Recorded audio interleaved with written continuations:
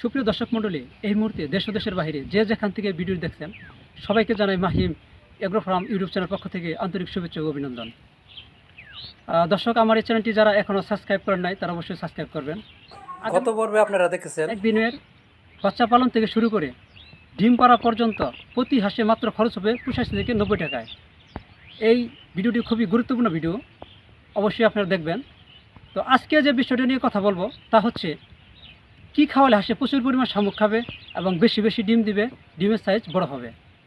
আশ্বিন মাসের পয়লা সপ্তাহ থেকে প্রতিদিন একটা হাঁসের জন্য 70 গ্রাম করে ধান খাওয়াবেন। ধানটা কীভাবে খাওয়াবেন, দিনে কতবার খাওয়াবেন?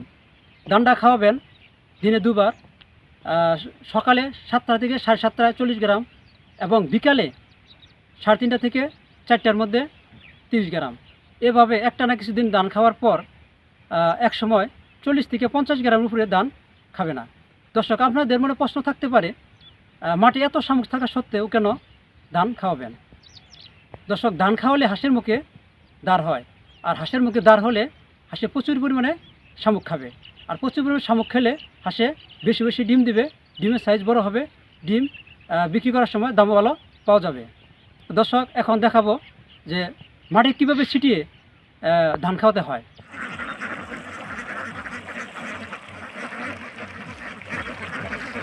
দর্শক, সকাল এখন 7টা, সকাল 7টার সময় আপনি অবশ্যই এইভাবে হাঁসকে ধান ছিটিয়ে খাওয়াবেন 1 ফুট পানির মধ্যে।